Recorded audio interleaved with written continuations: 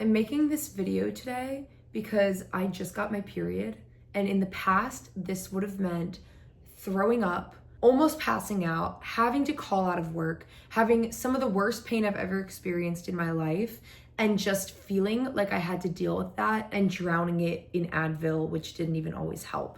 And today, my period is not at all like that. I'm still lower energy, wearing cozy clothes, but I have not taken a single Advil today. I am not in pain. I wanted to help other women who might be going through a really hard time with their period and really don't know what else to do. To give some background, I unformally got diagnosed with endometriosis by my gynecologist. Endometriosis can only be formally diagnosed if you get surgery, which I did not want to do. She wanted to get me on the highest hormonal IUD option that they had to get rid of my period. And I did not want that. I'd never been on birth control before. I knew that there was something that was going on that wasn't supposed to be, and I didn't want to just cover up my symptoms. I went for a very low hormonal option. And throughout 3 years, I made a lot of lifestyle changes that have helped me get to where I am.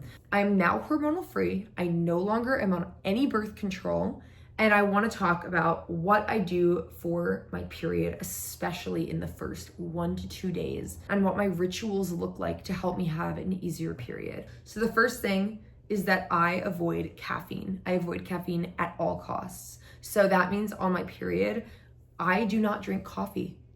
I'm tired today, but I've noticed that when I drink it on my period, my cramps are way worse. I feel like, oh, well, coffee or matcha, it's just gonna wake me up. In fact, it does the opposite. It makes me in pain. It makes me have to be in bed longer. But this is something that has helped me immensely. Eliminating caffeine was one of the best things that I did for myself. If your body is anything similar to my body, try eliminating caffeine and just see how it feels. Something that's been helpful for me is going on walks. I used to tell myself that my period was a time that I didn't have to force myself to do anything. I have a 1-ticket pass. You can do whatever you want, eat all the cookie dough, all the junk you want, and you don't have to work out, you don't have to go on walks, you don't have to move your body.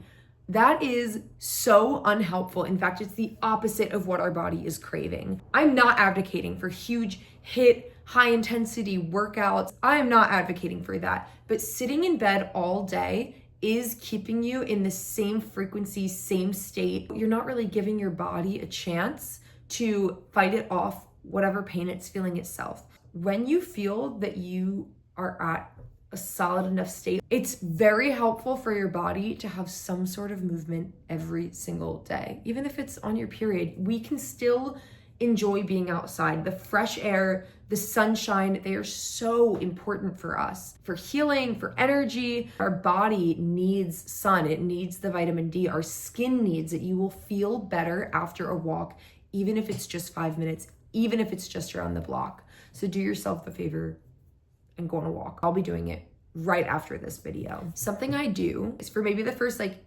day or two, I try my best not to wear tampons. I know it's very inconvenient to not wear tampons, but if I do wear tampons, they are organic cotton because there's so much junk that they can put in tampons and it's sitting inside of you. But I really prefer to not have anything inside of me. This includes a period cup, which I was using a period cup to go a little bit more zero waste. I actually just try to not have anything blocking my flow for the first day. I also don't like the feel of pads. It kind of feels like I'm wearing a diaper. So what I opt for is period underwear. It's so nice to be able to not feel like anything is stuffed up inside of you, blocking your flow. My period isn't something that I want to resist. It's something I want to celebrate that my body is functioning as normal. Having my period makes me feel like a woman. I know a lot of people who are on the birth control pill, who have an IUD, they don't get a period at all, and they love it that way. They prefer it that way. For me, I like feeling in touch with my feminine cycles. It is the natural way that women's bodies are meant to work when they are healthy. You have a full cycle, and part of me not wearing tampons is honoring that. It also, I've noticed, tampons, especially my first 1 to 2 days, makes my cramps worse. So if you can, for pain and for your health, I would avoid wearing tampons for the first day. Before, when I was like lightly diagnosed with endometriosis, I would cancel all of my plans. Now I've noticed that a very low impact, low pressure social situation is actually very helpful. It is a good distraction to be surrounded by good friends for a movie night or a bonfire hang, anything where you can feel like it's low pressure, where you can show up, maybe not as the best, most high energy version of yourself. You don't have to be the best version of yourself every single time you see people. People go through fluctuations throughout life. And if you show up a little tired somewhere, that's okay. Your real friends are supportive and don't really care. If you can go and do something low impact, it's actually a very helpful distraction, and that social connection feels really good. So something that I've changed is that I don't cancel all of my plans, because otherwise I'm going to be sitting in bed focused on how much pain that I'm in, and it's actually better for me to just get out for something light. Wearing organic materials like cotton, linen, hemp, whatever organic materials you have, it not only feels better because it's more breathable, but it also is better for your body. These are 100% cotton, and this is also a 100% cotton t-shirt. It helps my body feel so much better. I notice a real difference because our clothes are shedding onto us at all times. And if you're wearing polyester plastic clothing, your body is not going to be happy about it. Your skin is a living, breathing organism. It wants to be covered in organic materials. I'm seeing that I'm matching my bed right now. I tend to do that every day. I wear a lot of green. In the long run, it's really gonna make a difference. And that's not just for your period. Wearing naturally derived materials for your clothing is very important. Something else I do is following my feelings. And this sounds very wooey, but it's not. I looked into cycle syncing for a bit, and I was following cycle syncing. If you're not familiar, cycle syncing is where we have our 4 stages of our cycle. It goes menstruation, which is your period. It's the first one. Right after that is follicular phase. Right after that is ovulation. And then it's the luteal phase, which is right before your period. People have come up with foods to eat, workouts to do, social situations to be in for each phase of your period. It's great. I did the whole seed cycling thing where you eat certain seeds before your period, certain seeds on it. It's great that these things exist, and if it works for you, awesome. It didn't work for me. I felt trapped in a box. There was times where I felt really low energy, but I was like, oh, this is when I'm supposed to be feeling high energy, but I'm feeling really drained right now. Oh, I might as well push through this, do the hardest workout, and then on my period, I might be feeling a little bit higher energy, but oh no, that's my time to not do any workout. It was keeping me stuck in a box. I have found that just listening to my gut, listening to what feels good is the best thing that we can do for our body. This includes if I am tired on my period, I'm not going to work out. But if I'm feeling good, why not? I'm gonna do whatever my body is telling me feels good for me. It's mostly how I take care of myself throughout the month that impacts how painful my period is. Similarly, if I'm not feeling so good on my ovulatory or follicular phase, which is when you're supposed to be feeling the best, let's say I slept pretty poorly the night before, or I feel like I'm coming down with something, I'm not gonna do a crazy big workout just because it's my ovulation time. I don't feel like our bodies work like that. Yes, our female bodies typically have a 28-day cycle, but also cycles change, we change. I just flow with whatever feels right for my body in the moment. No more harsh boxes of this is what you need to do in each phase of your cycle. It's good to have a safeguard around it and be aware of your cycles without letting it rule your life. Something else that I wanted to talk about was food. Now, obviously on our period, a lot of us crave sweets and junk food, cookie dough, chocolate. Those are definitely my cravings. I've actually found that is one of the worst things that I can do on my period. It usually is the thing that brings me the most pain, is the food that I eat. So what I've opted for is just as much a comfort food, but healthier, is soups and stews. These can be loaded with protein and nutrients and bone broth and things that are so healthy and important for your body, but are so comforting and tasty. It's my favorite thing to do is make soups especially in the fall and winter. It just hits so much better. I have some amazing soup recipes that I can share with everyone. I feel like I always opted for the unhealthy sweet options when really my body wanted comfort, not necessarily sweet comforts, nourishing comforts. And so switching it out from sweets and candy to stews and really good soups,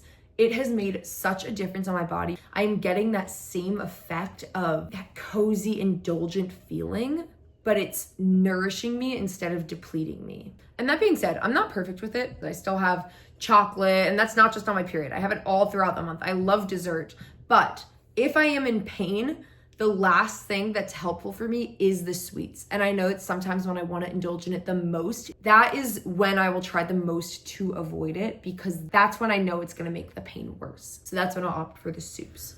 One more thing that I have that's fundamentally changed the game for periods for me is my CBD cream. The way I describe it is basically a blend of peppermint oil and icy hot. It's not either of those things, but that's how it feels.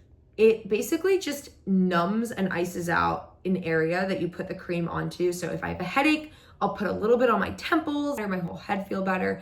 With my cramps, I put it on my stomach, and it makes me feel so much better. I am no longer reliant on Advil and Tylenol. It doesn't have any THC in it. It's just CBD. It is absolutely incredible. There's so many brands. I highly recommend getting yourself some of it so that you can calm down your body without needing to put something in your body, without having to take something that goes in your bloodstream and just having it be topical. It is the best thing that I've done. Another is obviously heating pads. I know a lot of women already have heating pads, but I have two. I have one that's fabric and it wraps all the way around me, and it's so cozy. It's very cushiony. It's very soft. But I also have one that's a travel sized heating pad.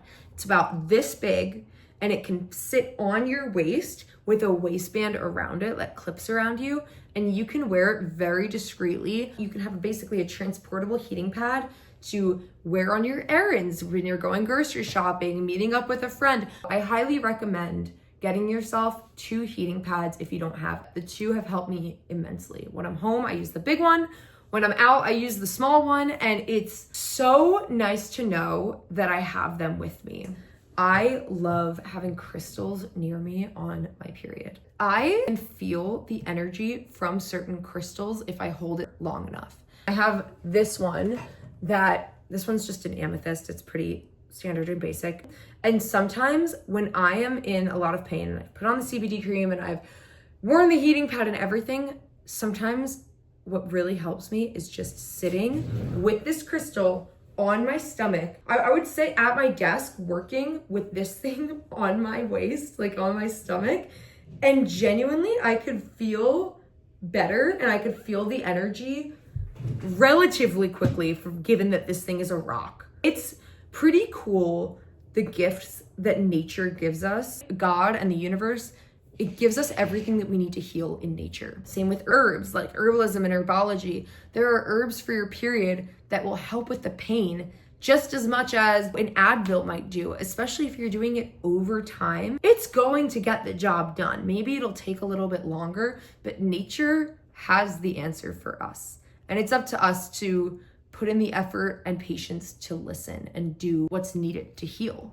Something else I love having on my period, I love having flowers.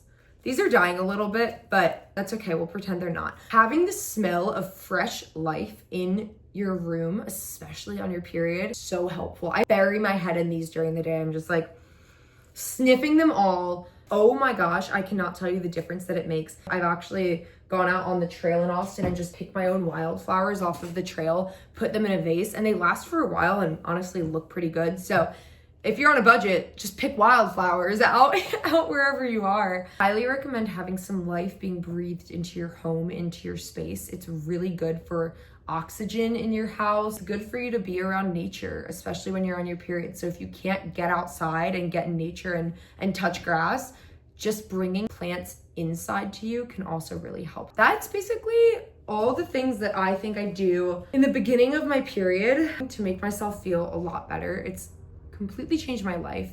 I feel like I am a new woman. Getting my IUD out earlier this year, getting back into my normal natural cycle, it feels like I've done a lot of healing for myself and I'm returning back to how I was when I was in my young 20s. I hope this helps, and I'll be back with more.